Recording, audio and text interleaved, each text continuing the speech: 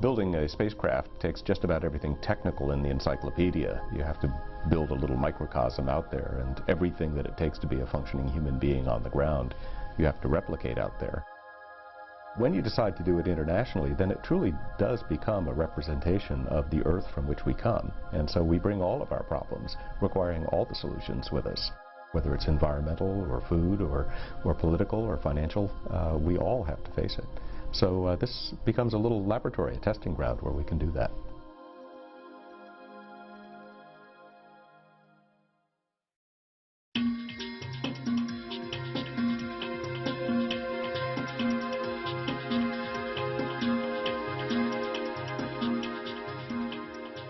I think the benefits of working together internationally are that we bring together the advantages, the pluses of all the various nations, and we together are bigger than we are as the sum of individuals. 60 years ago, people in Europe were fighting one another. Now they're working together, working on spacecraft and space stations. 2 decades ago, the Cold War was still going on, and here we are working with the Russians, the Americans, the Japanese, the Europeans, everybody working together, and it seems that it's a far better thing to be doing than we were doing 60 years ago. At some point in time, we were enemies, but with this great project, it was possible to bring all of those people together and not speak the same language, but basically speak the same language of space, so we can have the same goal and the same objective of working together. And I think ISS was able to do that. It involves so many different cultures, not just people culture, but space cultures, and they're all very different. And so the biggest challenge is getting everybody to appreciate and understand how these all work together. Technically, we're all very smart people. You know, physics is physics, and we're going to solve problems. But getting everybody to overcome the boundaries of the cultures, both people and space cultures, is a big challenge. It's a challenge for humanity, not just for 15 nations. I think it's the sum of the work of all humanity working together that made it possible to achieve such a project, because the sum of our knowledge, scientific and technical knowledge, was required to achieve that project. Well, for the European Space Agency, working internationally is our way of doing business anyway. We have 17 member states, and we're used to the idea of cooperating. It's our modus operandi. But extending that to working with the Americans, the Canadians, the Japanese, and the Russians is that much bigger a challenge, of course, and that much bigger of an opportunity. It gives us the chance to do programs that we couldn't do all by ourselves, and it gives us the chance to learn how different people work, how different cultures work together, and how we can cooperate and produce something as magnificent as the ISS.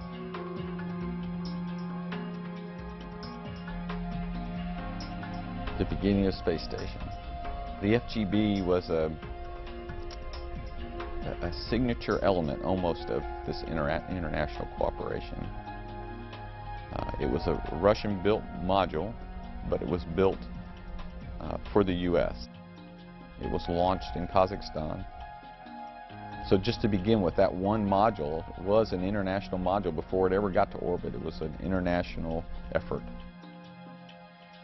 Нам никуда не деться от того, чтобы делать крупные проекты, потому что чем больше, чем крупнее проект, чем более Well, it is our destiny to do big projects, because the bigger the challenge and the more complex the integration of hardware, the more we'll need specialists in many different fields. And those specialists will come from many different countries.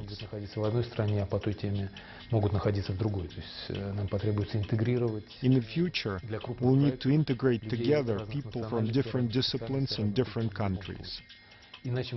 Otherwise, we'll be doomed to work only on simple basic issues. Поэтому, да, какие-то элементы могут делаться независимо, но все-таки. It's always difficult to work with a big team, because everybody has a unique perspective, a unique way of doing business, a unique way of working. We all bring different capabilities, different views. And it's not different than any other big team project where you have thousands and thousands of people working together. We all have to learn that we have specific things to bring in the project, that we're bringing unique capabilities and expertise. Such a big project as the ISS, because of high technology requirement and also for the large amount of money to develop and operate the station, I believe that only one country is not enough to build and operate the station. No country has the political will to really push the exploration the way it needs to be pushed. It would take a tremendous amount of effort for any one country to go forward and to push in these areas and to do exploration to the moon and Mars, or to even do space station. It would be impossible for any single country to do what we're doing here on space station. But as a team, we have to give up a little something. We have to give up some of our own nationalistic interests a little bit, but we're pulling for a higher good, and that higher good is to learn to explore, to learn to push frontiers, to learn to move out, and that's really what cooperation brings us. And I can't think of a better example than space station when you look forward.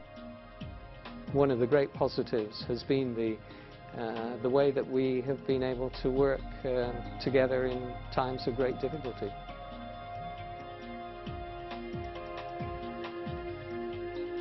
There are implications much broader than the International Space Station.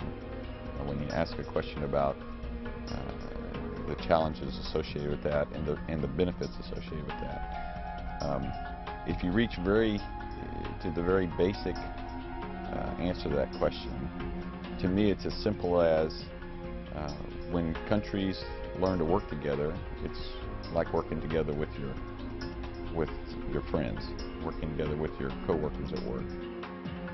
I believe that the level of mutual understanding, of trust, was impacted dramatically. It improved in leaps and bounds. К концу подготовки мне мои члены экипажа говорили, что At the end of the training, my crew members were telling me that they knew what I was going to say even before I had finished speaking, because we had such a good level of understanding. It didn't matter whether I was speaking Russian or English. We just understood each other. We understood each other even better than we understood our managers, because we as crewmates were facing the same challenges, the same difficulties, the same problems, and we were looking at things from the same perspective. Самое главное, мы смотрим на многие проблемы с одной точки зрения. A telling example is one recent very important mission management team meeting on station. The crew office cast a deciding vote. I was very interested to see that the flag on the sleeve was not that of the United States, and that the crew says we represent the planet up there and we are a team. And it was quite a touching moment to me to see that what used to be sort of the emblem of America is now the emblem of the world. I think the enthusiasm generated by this combined effort of so many different nations at the operational level is one of the things that can send chills up your spine. Today, when I think of the ISS, what really waters my eyes is really amazing to me and exciting to me is the international cooperation and the level of the international cooperation. Those nights when I get to go out and watch the space station fly over, I'm very proud of the accomplishment not only of this country and this agency, but of all the countries that's participated, because it is such a basic achievement to our survival of the human species in the future.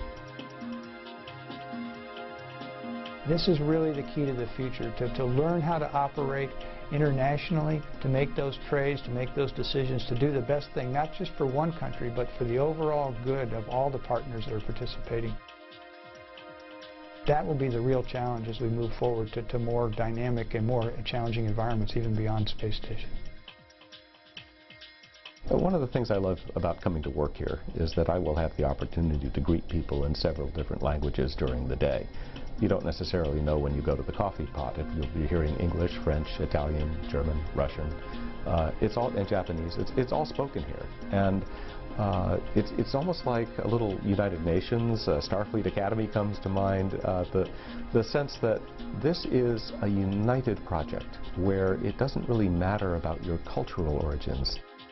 This is something fundamental to the species.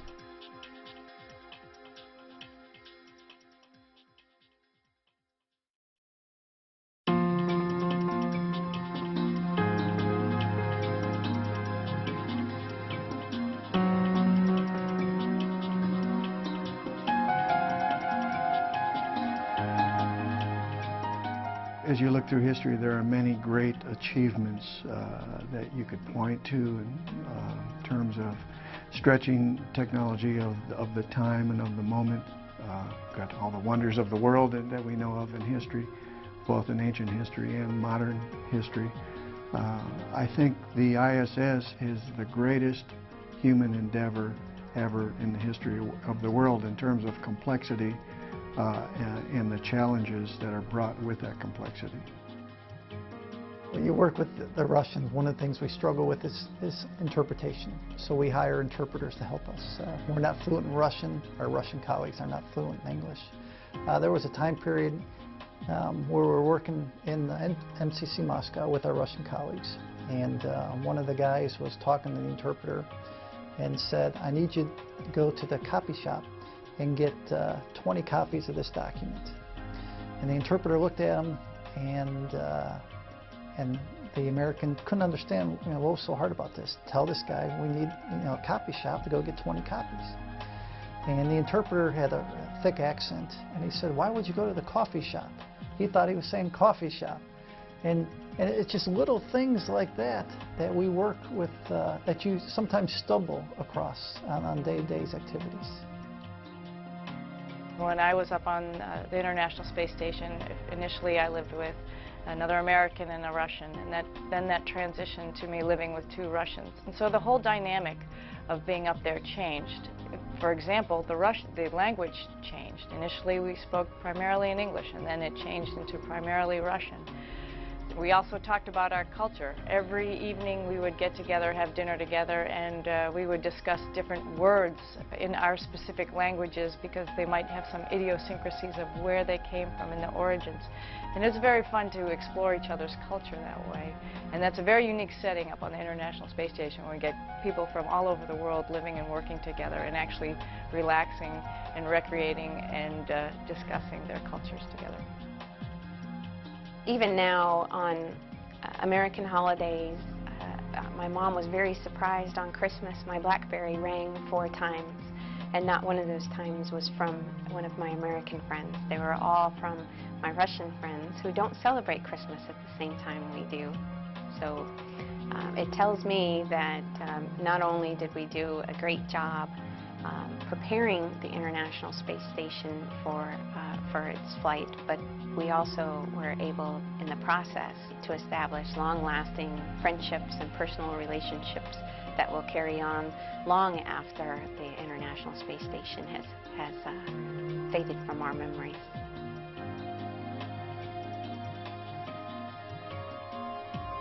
There was one day we were, I think after we had attached Columbus, and I think Peggy and Dan had already gone in, and Leo had gone in to, check it out and make sure everything was okay.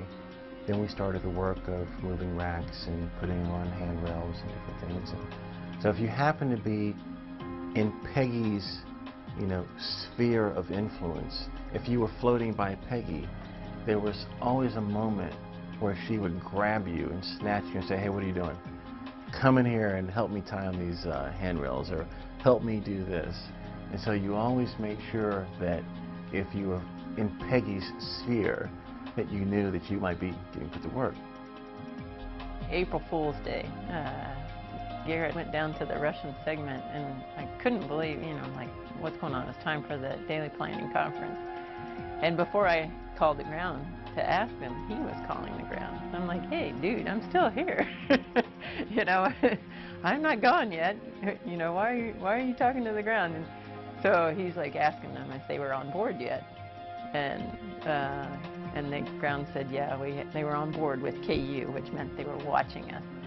And so, he's like, okay, well, I'll be there in just a minute.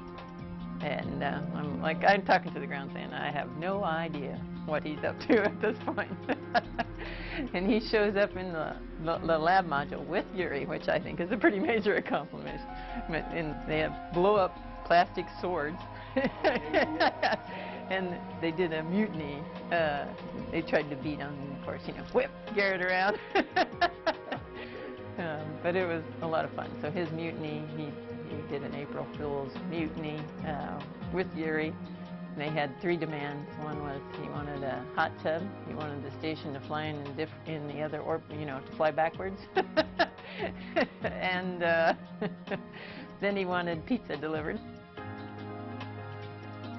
One of the things that strikes me about our partnerships in the international arena with the International Space Station is that we had the Columbia shuttle accident, and it was horrible. It really ripped our hearts out. Yet we were still able to continue flying in space, to continue working with the International Space Station. Our partners rose to the occasion, in this case the Russians, and they made it happen. And we started sending crews like our crew, regularly from Baikonur Cosmodrome instead of on the space shuttle. And their integrity and their approach to true partnership has really touched me and has really made an impression on me of what human beings should be doing, working together. During the EVA with Yuri and I, we were out on the very front of the station at the PMA, looking back at this huge structure behind us, and in essence, flying over the world. You see the curve of the Earth in front of us, and we're at the very tip of this huge station that feels like you're being pushed along over the Earth. And Yuri later told me, he said it was just like that movie Titanic with the 2 people standing out on the front of the boat with their hands up in the air. Only our hair wasn't blowing in the wind. The biggest shock, I would say, the biggest impact that I had during my flight is the first time I looked out the window of the orbiter and saw the space station. It was huge. It was huge and shiny and beautiful. And I knew, you see a lot of image about the Earth, the stars, and you kind of have an idea what it would look like. And it's beautiful, but I was shocked when I saw the space station. Looking at it and knowing that a man-made structure that big is actually up there. Скажу вам впечатление, которое я увидел, сам почувствовал. When I spoke to regular people as the ISS passed over Moscow, their impression was tremendous. Видимости из Москвы. Впечатление было колоссальное. They were looking at the dark sky, seeing this large object, and they were stunned by the fact that the human intellect has created such a huge object that is visible to the naked eye from the surface of Earth. Сложный и большой объект, который невооруженным взглядом можно наблюдать с поверхности Земли. When we first started our rendezvous procedures and getting ready to dock with the International Space Station, we were pretty far off, and you see this little blip in the sky. And as we get closer and closer and closer, you see this magnificent machine that's breathing, that's working, that's, housing my friends and our colleagues. And then when you finally dock to the station, and you go through the hatch and you get invited over to dinner by Commander Whitson, who says, "You guys bring the vegetables, we'll have the meat." And you get over there in the service module, and you're sitting there having a meal with Russians, Germans, French, American, African American, Asian American, this whole melting pot of people working together for the common good of our civilization. And so when I went through the hatch and I had this, we had this meal with Peggy, it felt like I was at home. I mean, Dan's floating on the ceiling, I'm sitting at the table, Peggy's opening cans of Russian meat and saying, "Hey, try this one, and if you like it, we'll give you a whole can." Hot sauce floating around, people putting out hot sauce, and it was just remarkable. Space smorgasbord.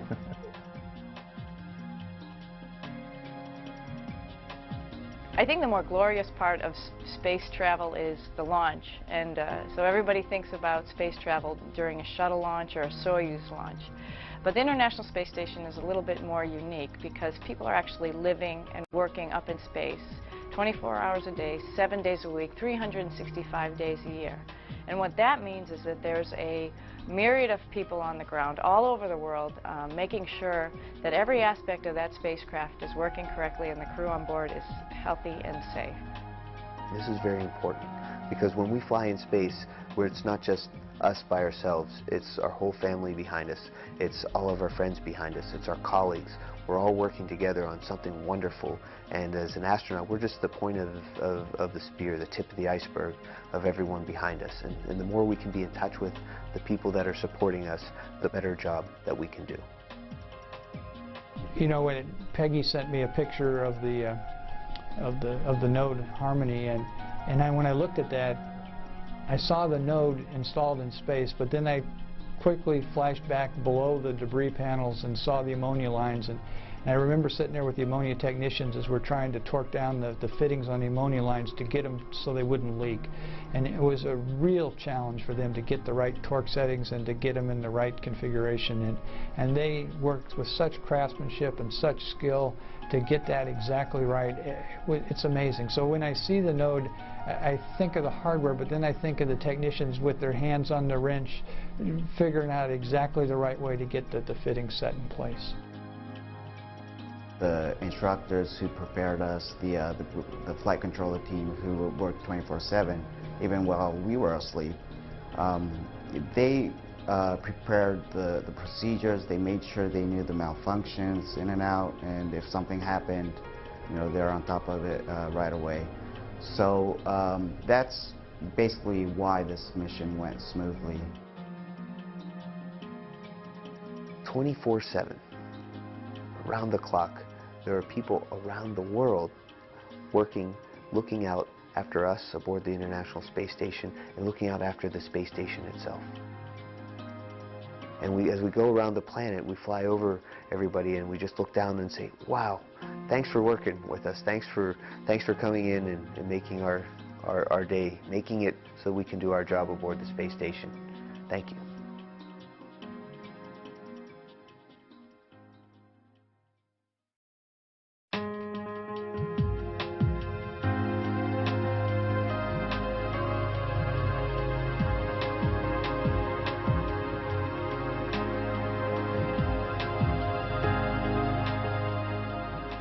The ISS comes in sort of two flavors. There's the technological achievement of building it at all, and then there's the scientific achievements that will start flowing faster as the laboratories are activated.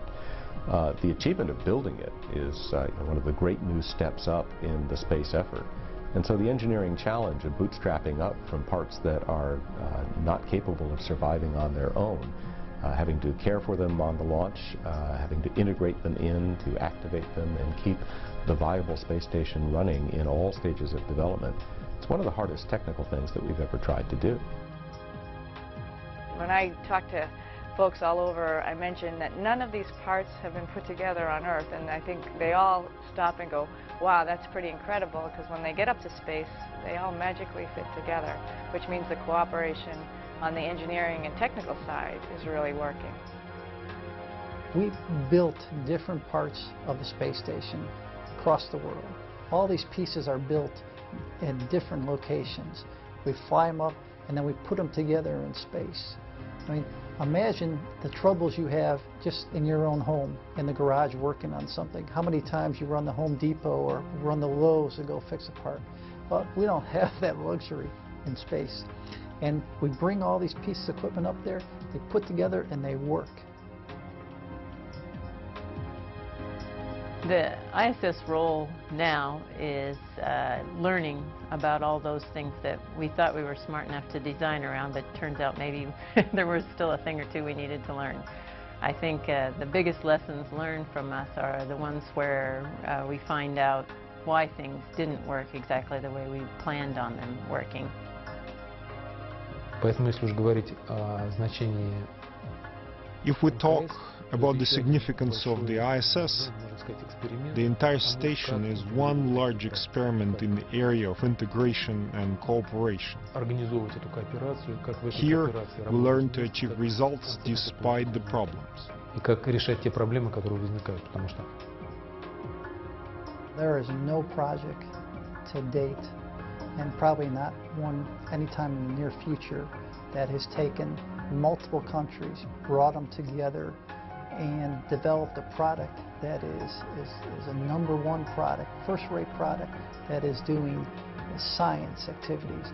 That we're learning more on different hardware that we're going to use to go to the moon, and go back to the moon and go to Mars. Before we launched the first module of the space station, we only had experience as Americans for short-duration space flights and all of the challenges of flying for a short time in space. With the International Space Station, we've learned so many things so far, and we're going to take what we've learned and apply it to flying to the moon and Mars. For example, what does it take to keep people alive for 6 months aboard the space station? How do you supply oxygen and remove carbon dioxide? How do you feed so many people? Everything that we're learning so close to home, only 240 miles away from the planet, we can apply to the moon 240,000 miles away. We're used to shuttle missions, short duration, a couple weeks where we just, run. It's kind of you compare it to a sprint or a marathon. It's a sprint. And where a space station, it's a marathon. You need to go look at over a year time frame, not a 2-week time frame. And that's how you need to staff, and that's how you need to work the different problems. If you work the space station like a sprint, you will burn people out, and you will lose a lot of people, a lot of good people that you don't want to. When I try to explain to my kids what it means to do a space station, I basically compare ISS to a camping trip. The ISS is basically camping in your backyard. You learn to live outside. You learn to be able to spend the night away from your bed, but you can always run back home. You can always run back home and get food and get shelter if the weather is too bad. The exploration going to Mars is going to be the big trip, the big camping trip, where you're going to have to bring everything with you. You're going to have to bring the food, you're going to have to bring the clothing, you're going to have to bring the equipment to make food, you're going to have to bring the equipment to recycle the air. So you're going to be living for months and months and not be able to come back. So the ISS is where we're going to test all of those technologies, all of those things we need to be able to do before we can embark on the big next step, which is going to be exploration of the moon and Mars.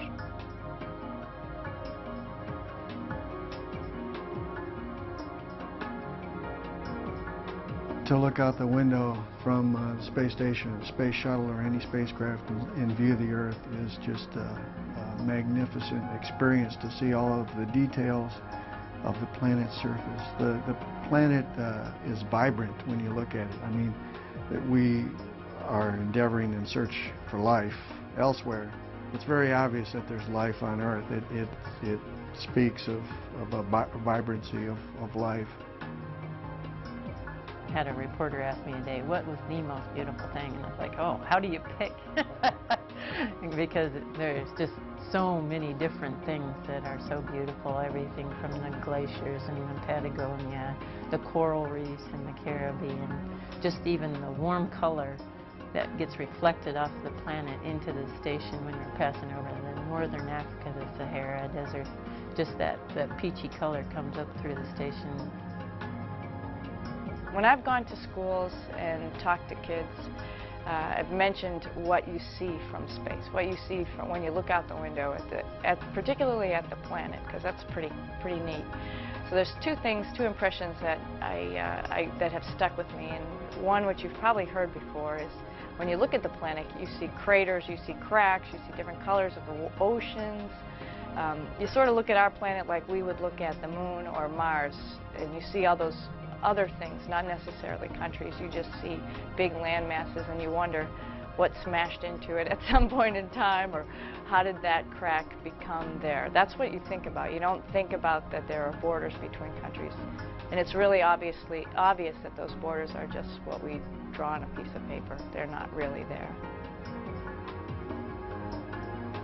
It's also amazing to look out into space and see the millions and millions of stars out there, and they're crystal clear. You know, because we're up in space, above the atmosphere, the stars don't twinkle.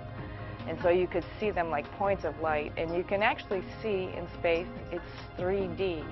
It doesn't look like just this black sphere that is over our heads, and that's, I think, the perception we get from here on the ground. But when you're up in space and you look out there, you can see that that blackness goes on forever. You can tell that the stars, some of them are closer, some of them are farther. It's pretty awesome.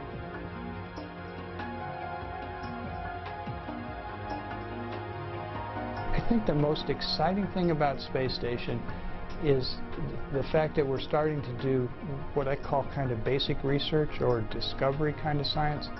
The Space Station makes us think about systems and operations in a different way. For example, Don Pettit did some Saturday morning science activities where he took essentially a paper clip and he was going to put a soap film on it and then make a soap bubble and then look at that in space. Well, he made the paper clip and then dipped it in some water, and it turned out it actually made a thicker film than a soap film bubble, but it made a thin film bubble just like it would with soap on it, but it didn't require soap because it was zero gravity.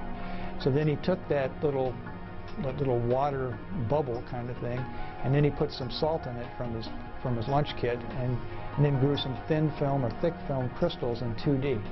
He then shared that with some of his physics professors down on the ground, and all of a sudden they started thinking about, well, we can do some pretty clever things in space without gravity. So again, he triggered that portion of the imagination we don't often think about. Well, the gee whiz thing is the zero gravity.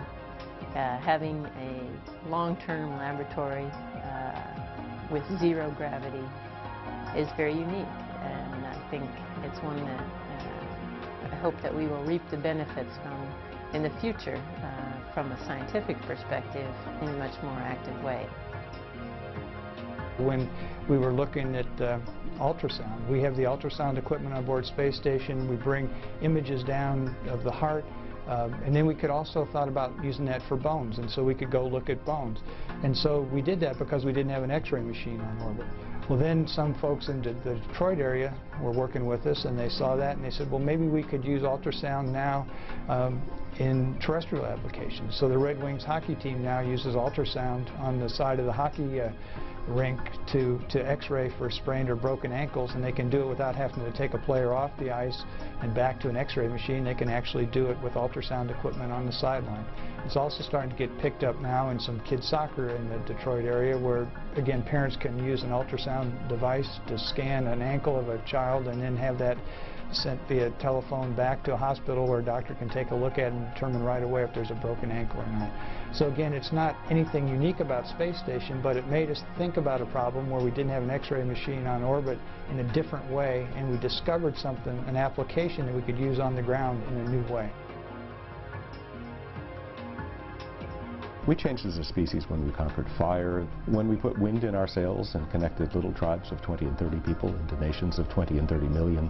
Certainly electricity, magnetism, radiation, the understanding of chemistry and the basics of the genetic code. And now we've started to understand that last force of nature, gravity. And just in our generation, we've started to understand that when you take gravity away and we're reduced from the field that we and every species has seen for the existence of our planet, this generation finally gets to see what happens when you reduce that field. Other than the other physical forces of nature, such as electricity, which are their own force, gravity affects the balance of all the integrated systems we see. And so it could become the most important technological tool of all, beyond fire, beyond wind, beyond electricity. We see its pervasive effect, and to be the first generation that gets to explore that, it really sort of tingles to realize we may be changing the course of human destiny. The environments under which life has evolved on Earth swing from high temperature environments to low temperature environments, from high pH environments to low pH environments, from being damp to being dry. Nature has thrown almost any angle, any parameter it can vary at life, and life still seems to hang on. If you look at gravity and gravity effects on life, that has remained constant. It's one of the few things through the whole evolution of life on this planet that has not varied at all. It's as if Earth is a tender incubator, carefully holding the gravitational field constant for the evolution of life. And that is another aspect about the weightless environment in an orbiting a spacecraft, is the ability to look at life sciences on a scale that life has never seen or experienced before in all the billions of years that life has been on planet Earth. All over the planet, no matter where you go, there are stone circles that marked the passing of the seasons, the rising and set of the sun, the equinoxes, whether it's Stonehenge or the moon circles here in North America. Every culture, everywhere on the planet has shared the sky and dreamed about it for thousands, tens of thousands of years. And to be in the place where this generation gets a chance to make that happen, to be part of it, the languages and the cultures seem to fade, and you see the same twinkle in every eye. Look at what it is that we get to do.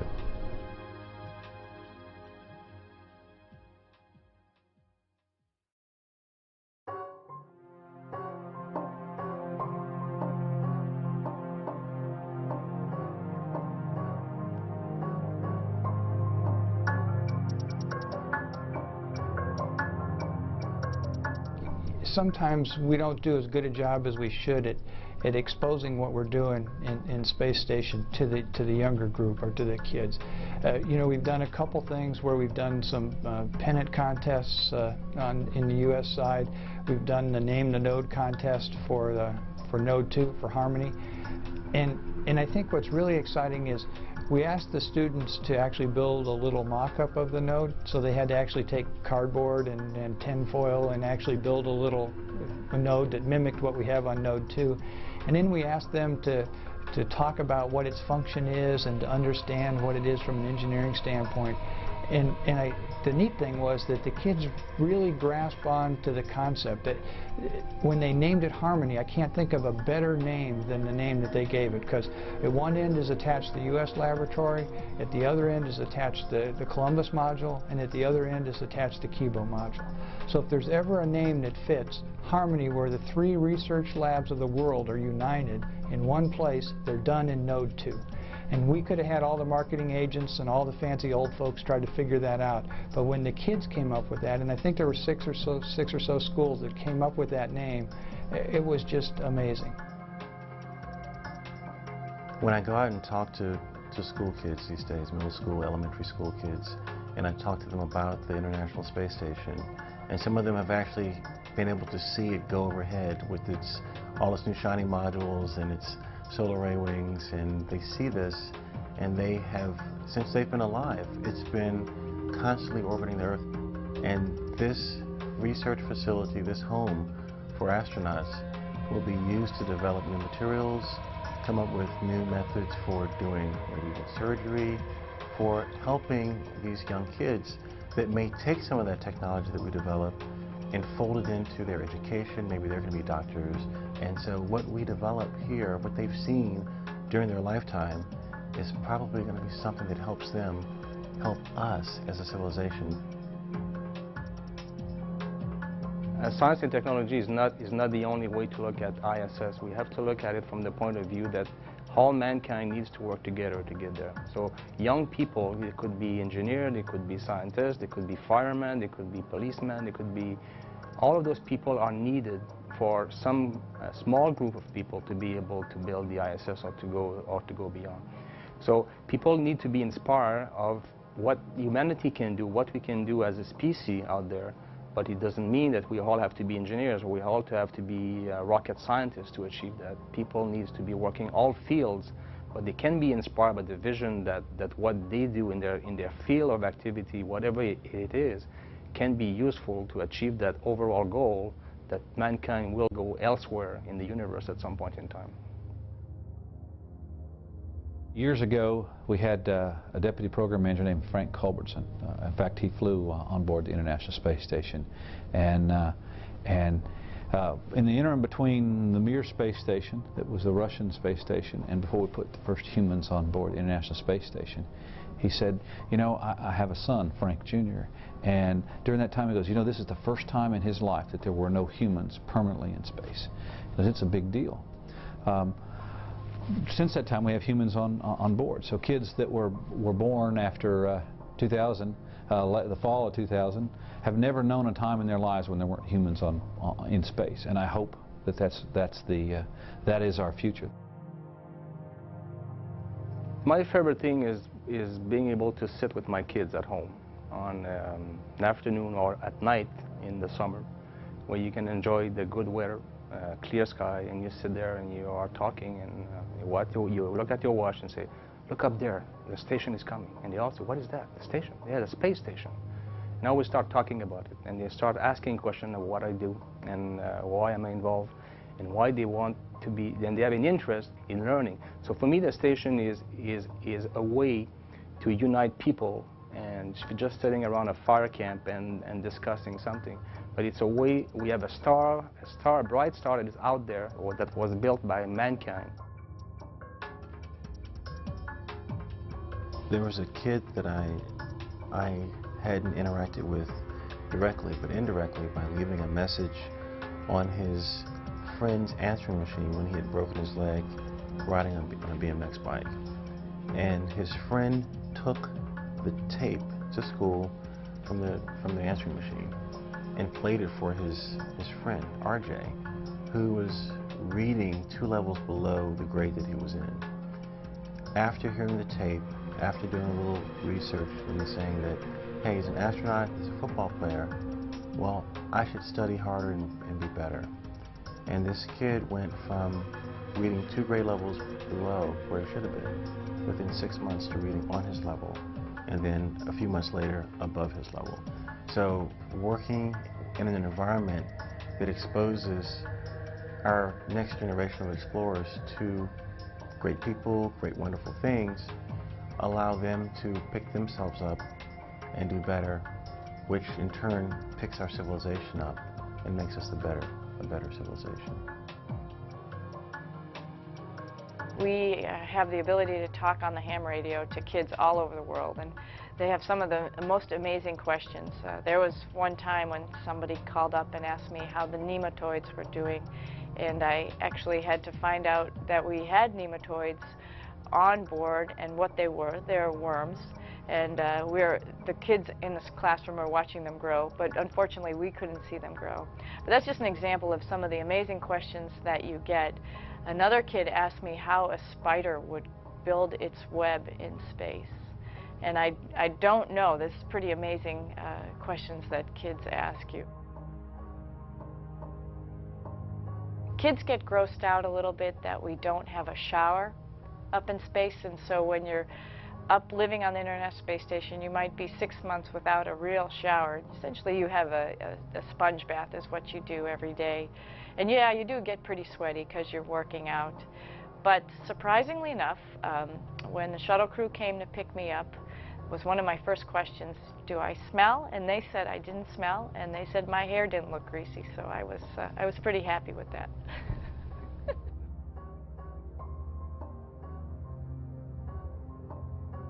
You know, people, always ask me, well, Leland, who are your heroes? And I always tell them it's my parents, because my parents were school teachers who inspired people in my community, got people off of drugs and things that were very negative. And so you never know who is going to be that person that gives you the inspiration and that turns this child from being, doing bad things to maybe being the next astronaut that's going to save someone's life, or the next doctor or scientist or engineer. So as role models, we're all role models. We're just good ones or bad ones. So when people ask me, are you a hero? I say no. A hero is a sandwich, but role models are real.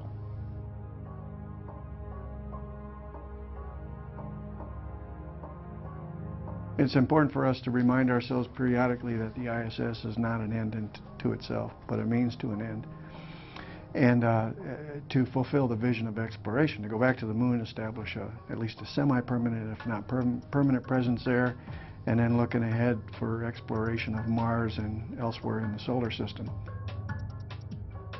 Before our flight, or STS 123, we didn't have a Japanese module on the space station, and I think it was hard for the Japanese public to relate themselves to the space station. But now we have a house, a Japanese home up there, and Kibo means hope in Japanese, and I think they can see it as a new hope for space exploration and for themselves as well. Я думаю, что мы вышли на этап. I think we are at the verge of an era when not only cosmonauts will have access to space, but scientists and amateurs as well.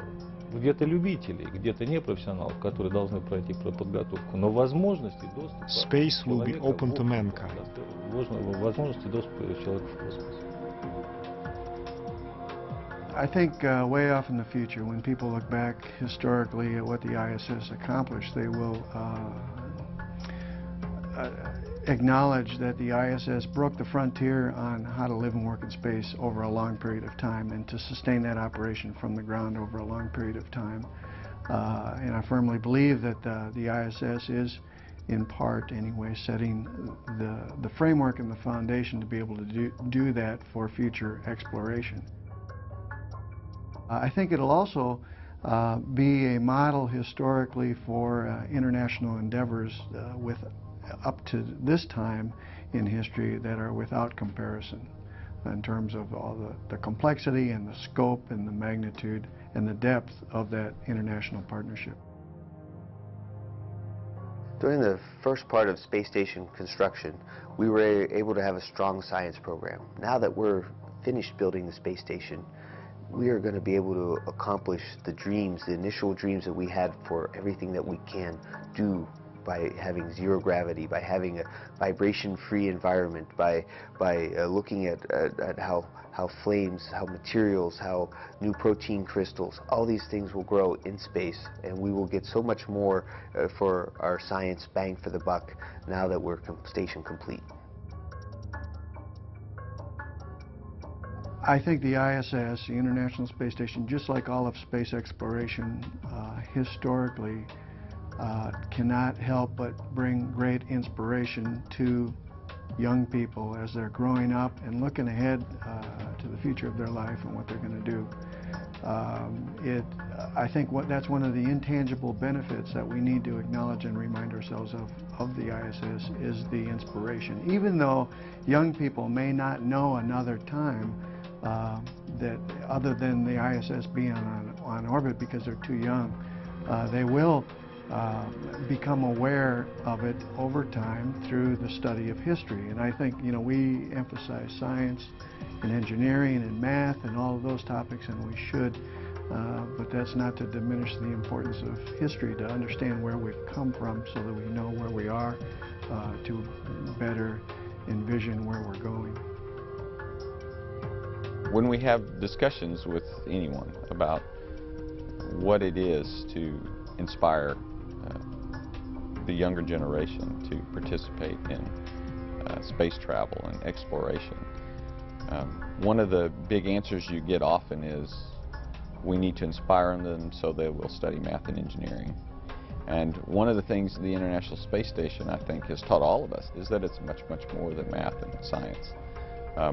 We need to study math and science, sure, to be good engineers, but we need to be able to communicate. And that means we need to study and understand the English language and how to communicate clearly. And then we find that we're multi-nations. And when you have multiple nations, you have multiple cultures and multiple languages. So language training, a second language or even a third language, which as engineers growing up, we didn't consider that important for our important subjects in school. Today we find it to be very important. It's important to understand cultures and understand other languages. Understanding your own history is very important. Many of us spent time in school learning history, but it was sort of a sort of interesting reading, and we sort of understood it, but we sort of forgot it as soon as our tests were over. But today we find history is important to telling us where we've been and where we're going. We don't, very basic exploration things we did to get to the west coast of this country are similar things you have to prepare for in order to travel to Mars. I mean, it's all about logistics and having a vehicle that'll get you there safely, and understanding the risk associated with it. That's in our history, and that's something that kids need to pay very close attention to and learn. There are children alive today who have never known a second of their life when the International Space Station was not orbiting overhead, occupied by an international crew.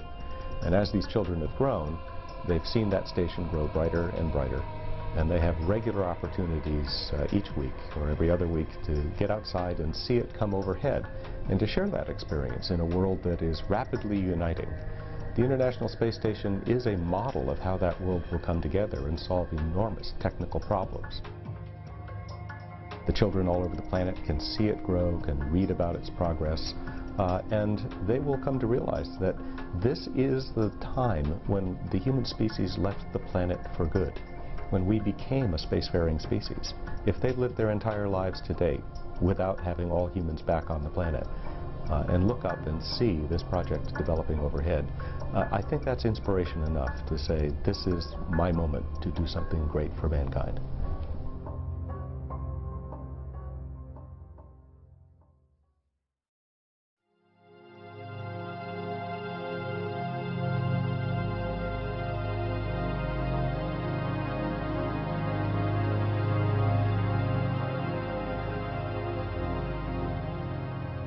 I hope years from now, when people look back at what we have done, they recognize that we were the Conestoga wagons back then. You know, we were the ones who were slowly going across the prairie.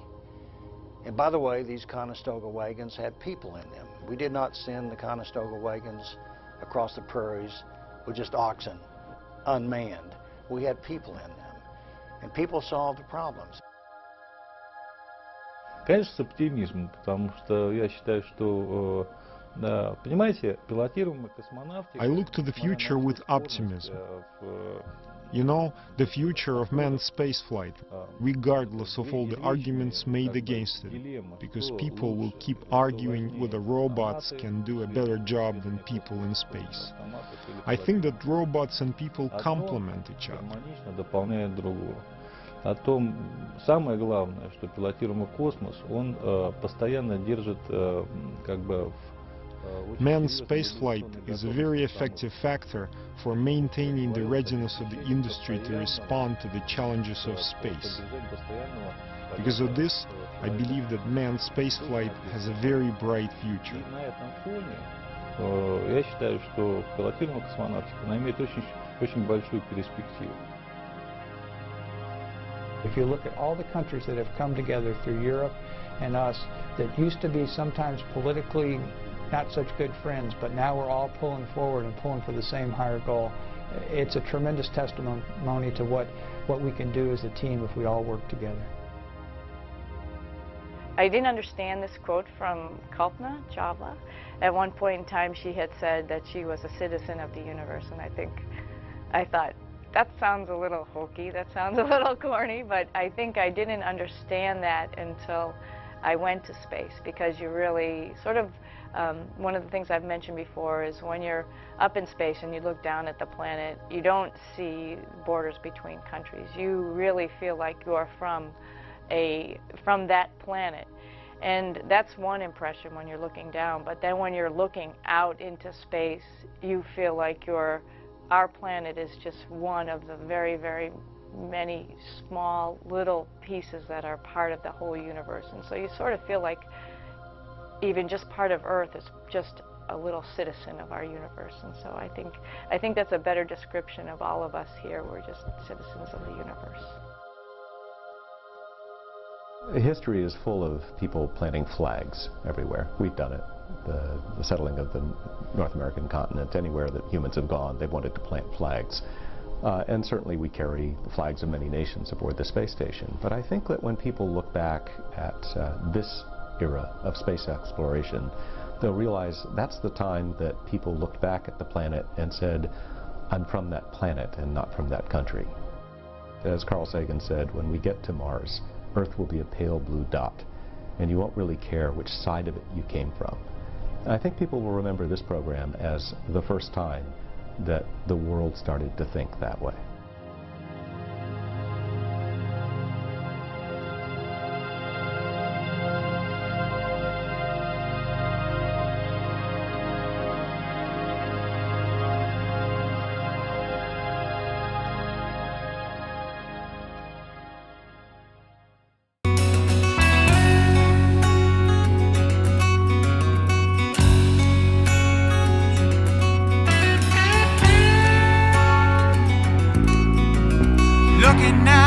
See them rockets in the sky.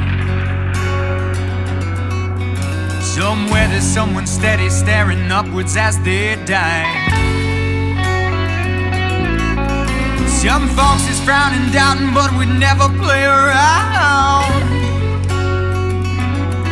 Spike a holy ball of fire from the heavens to the ground. Yes, we're looking for a crowd.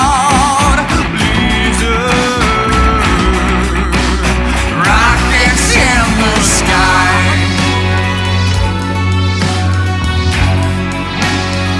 Yes, we're looking for a crowd pleaser. Crowd pleaser. Lit up like the 4th of July.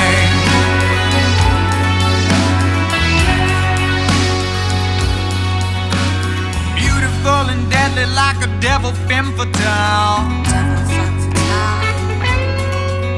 Got people across our nation screaming, can you hear us now? Can you hear us sound? No stranger propaganda, we're all suckers for a show. Suckers for a show. Grab a weapon at the door and leave behind your moral code. Yes, we're looking for a crowd pleaser. Crowd pleaser. Rockets in the sky.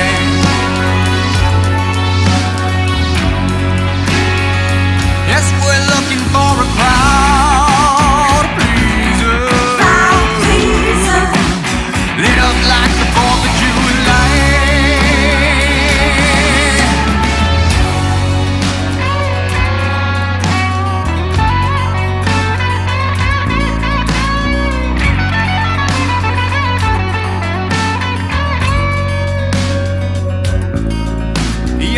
Have all crested and we're all in a daze. We're all down in the valley, just living through the haze. Seems history is ended, time to cash in those checks, but you ain't seen nothing yet. The fuse has just been lit. It's a road runner, air grabber, out on a cruise. It's a working man, a rich runner, yeah, it's burning up the blue. She my kissing cousin, wild-hearted, but her aim is true. Top up window, flashing my babies, howling at the moon.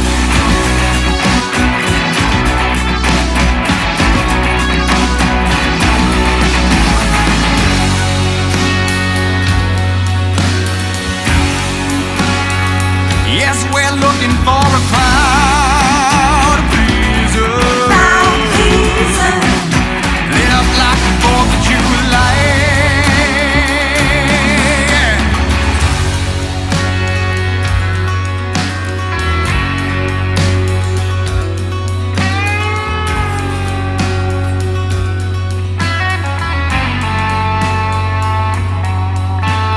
Looking now, baby, see the lights up in the sky. Lights up in the sky.